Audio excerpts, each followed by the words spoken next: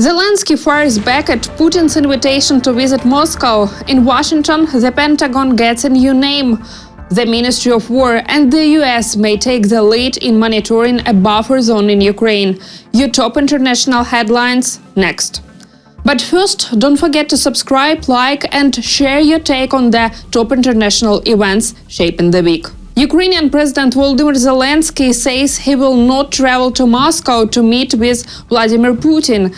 Instead, the Ukrainian leader has invited the Kremlin chief to visit Kiev, speaking in an interview with ABC News. He can come to Kiev. If a person doesn't want to meet during the war, of course, he can propose something that can't be acceptable to me or to others. It's understandable. I can't go to Moscow when my country is under missiles, under attacks each day. I can't go to the capital of this terrorist. Zelensky believes Putin invited him to Moscow knowing the Ukrainian president would never visit the Russian capital. He says such moves don't speed up a peace deal, they only drag the process out. Earlier, Russia's President Vladimir Putin made it clear he's not planning to travel anywhere for talks with the Ukrainian leader, but says he's ready to meet in Moscow. Donald Trump has signed an order renaming the US Department of Defense. It will now be called the Ministry of War. The official ceremony took place in the Oval Office. Under the order, Defense Secretary Pete Hegseth and his team can now use the titles Minister of War and Deputy Minister of War. Hegseth said the change is not just words, but a military ethic, and has already updated his job title on social media platform X. Some of Trump's Republican allies in Congress are pushing legislation to make the change permanent. Without a new law, the Pentagon can only use the name as a secondary title. The Department of War was America's original defense agency from 1789 until it was renamed in 1947, 2 years after World War II. Trump says the US military is the strongest in the world, and the new name sends a clear signal. I think it's a much more appropriate name, especially in light of where the world is right now. We have the strongest military in the world. We have the greatest equipment in the world. We have the greatest manufacturers of equipment by far.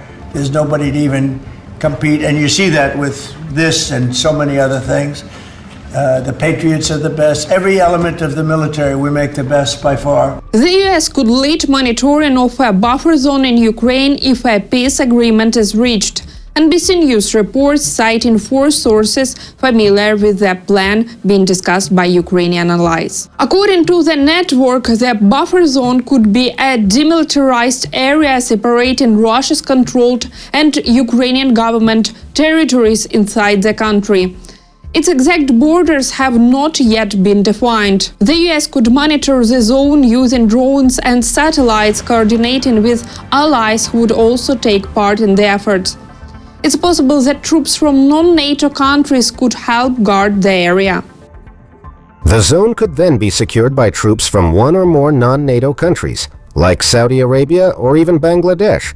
According to the people familiar with the plan, no US troops would be deployed inside Ukraine, they said.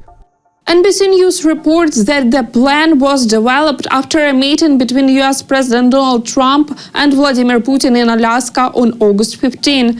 It is seen as a part of potential security guarantees for Ukraine, though the media notes that, like any plan, it remains theoretical until Putin and Zelensky approve it. President Trump confirmed the US is ready to provide security guarantees for Ukraine, but did not go into details. He once again emphasized that Europe should take the leading role. Well, we'll work that out. We'll help them. Look, we want to save a lot of lives, so we'll do something with that. I think people expect that. We'll help them. Europe will be first in by far, and they want to be first, and they want to see it end. Europe wants to see it end.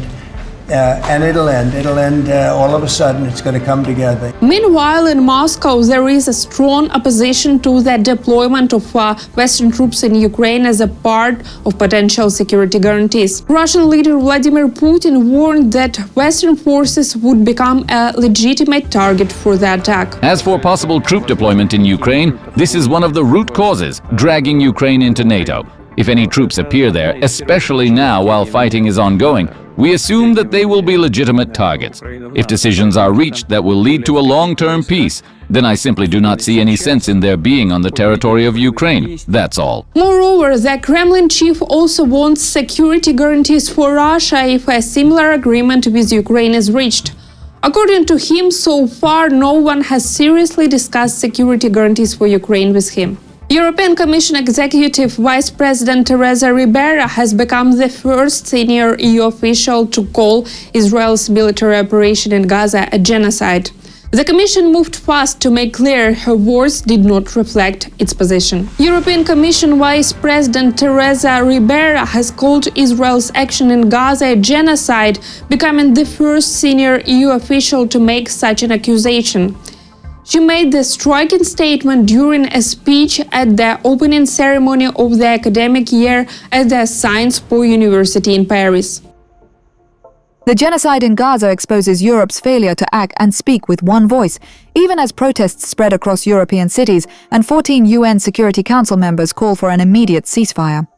Teresa Ribera is the European Commission's Executive Vice President responsible for climate and antitrust issues, but not foreign policy. The Commission has previously accused Israel of human rights violation, but never of genocide, and Israel has repeatedly rejected such claims. European Commission spokesperson Paula Pinheiro quickly clarified that assessing the situation in Gaza falls under the competence of the courts, not of the Commission, adding that the College of EU Commissioners has not made any decision on labeling Israel's action as a genocide. Establishing whether international crimes, including genocide, have been committed is the competence of national courts as well as international courts and tribunals which may have jurisdiction. And the legal qualification of such an act of genocide, does require the proper establishment of facts and a finding of law. The European Commission hits Google with a $3.5 billion fine. Brussels accuses Google of breaking EU competition rules in the online advertising market, while US officials warn of potential consequences for the European Union.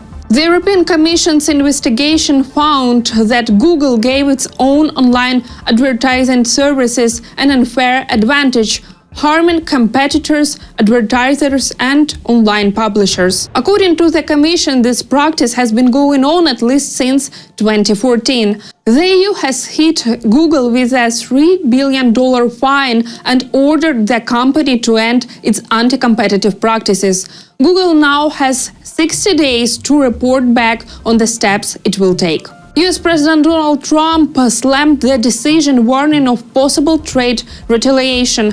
He also brought up Apple, saying the company was forced to pay a $17 billion fine. Europe today hit another great American company, Google, with a $3.5 billion fine, effectively taking money that would otherwise go to American investments and jobs. This is on top of the many other fines and taxes that have been issued against Google and other American tech companies in particular. Very unfair, and the American taxpayer will not stand for it. As I have said before, my administration will not allow these discriminatory actions to stand. This is for now. For the latest news, follow our new X account, WarrenPolitics24. The link is in the video description.